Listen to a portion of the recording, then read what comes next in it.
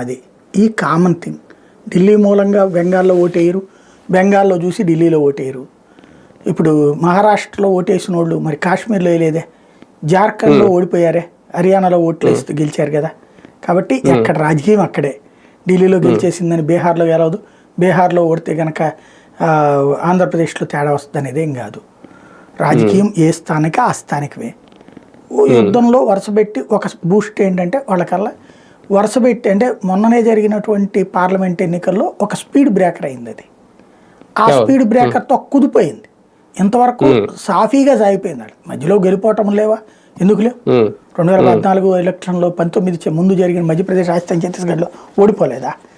ఆ తర్వాత జరిగినటువంటి ఎన్నికల్లో కూడా మొన్న కూడా జార్ఖండ్ ఓడిపోలేదా, లేకపోతే కాశ్మీర్ ఓడిపోలేదా? కాకపోతే ఓటమితో పాటుగా గెలుపులు కూడా ఉన్నప్పుడు ధైర్యం ఉంటుంది. ఒకటే కాంగ్రెస్ ప్లేస్ని బీజేపీ ఆక్యుపై చేసేసుకుంది. వాళ్ళ రోజున అత్యధికంగా భారతదేశంలో అత్యధిక రాష్ట్రాలు పరిపాలించడం అన్నటువంటిది కాంగ్రెస్కు ఉన్న ముద్ర సుదీర్ఘకాలం. అసలు మొదట్లో ఇంకే రాష్ట్రం ఉందని కంప్లీట్ 100% కాంగ్రెస్. మరొక పార్టీకి అవకాశం ఇక ఉన్నది జీవితంలో అనుకున్నాం. లేదు, ఇంకొక పార్టీ సొంతగానే బలాన్ని సంతరించుకుంది. మోడీ 2 సార్లు, అలాగే కూటమిగా 2 సార్లు ఓ ప్రభుత్వాన్ని నడిపినటువంటి చరిత్ర రికార్డు చేసుకుంది.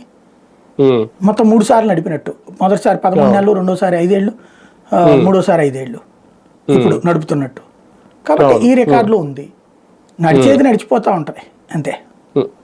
కానీ అంటే కాంగ్రెస్ మెయిన్ టార్గెట్ కాబట్టి ఢిల్లీలో ఓకే, బీజేపీ తప్ప ఏ పార్టీ ఉన్నా కాంగ్రెస్ పెద్దగా పట్టించుకోవద్దు అనేది. కానీ ఇప్పుడు భారతీయ జనతా పార్టీ వచ్చేసిందంటే కాంగ్రెస్ ను పూర్తిగా ఇంకా ఇప్పటికే అది కంప్లీట్ గా పతన స్థాయిలో ఉందనుకోండి, ఇంకా కంప్లీట్ గా అధపాతాళాన్ని తొక్కేసాం అనే ఒక ఇది ఇవ్వడం. అట్లా అనుకోవడానికి ఏం లేదండి. కాంగ్రెస్ పార్టీ అధపాతాళానికి ఎప్పుడు పోదండి. కాంగ్రెసే కాదు, ఏ పార్టీ కూడా చరిత్రలో అధపాతాళానికి పోదు. ఇప్పుడు తెలుగుదేశం పార్టీ అయిపోయింది అనుకున్నారు, మళ్ళీ పుంజుకోలా. జనసేన అయిపోయింది అనుకున్నారు, చివరికి అధినాయకుడే 2 చోట్ల ఓడిన పరిస్థితి.